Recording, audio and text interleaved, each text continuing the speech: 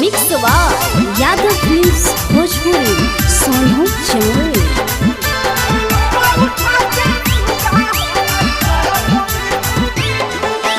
चोलिया से पानी छौड़ी चुबह टुपु टुपु, चोलिया से पानी छौड़ी चुबह टुपु टुपु। तोरे लुंगा उठा के सुगा हमर परत मीठू मीठू, तोरे लुंगा उठा के सुगा हमर परत मीठू मीठू।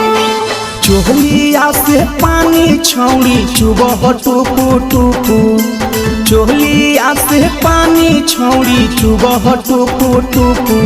तोरे लुंगा उठा के सुगा हमर परत मीठू मीठू, तोरे लुंगा उठा के सुगा हमर परत मीठू मीठू।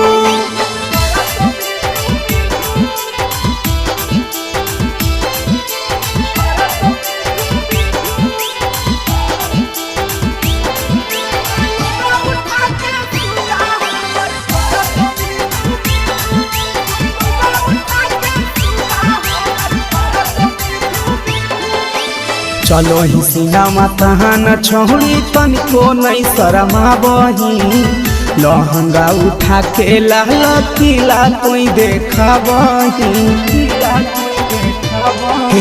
चलो ही सिनेमा तहान छौड़ी तनिको नहीं शरमा बही, लहंगा उठा के लाल किला कोई देखा बही। बोलो ही ऐसन बोली करे जाबा करो है धुकु धुकु, बोलो ही ऐसन बोली करे जाबा करो है धुकु धुकु।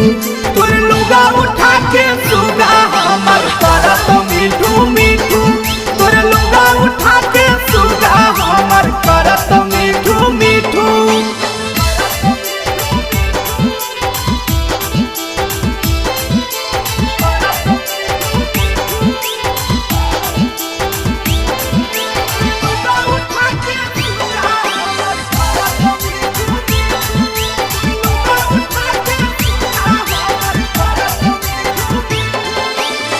चढ़ल हो जवानी कुछ दिन कर बारा दहा सगे, नहीं तभी के सावा नंदन करी दे तो नहा सगे। चढ़ल हो जवानी कुछ दिन कर बारा दहा सगे, नहीं ता निरंजन मिथिल करी दे तो नहा सगे।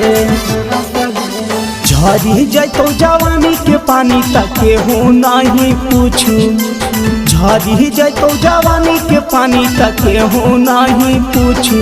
तोरे लुंगा उठा के सुगा हमर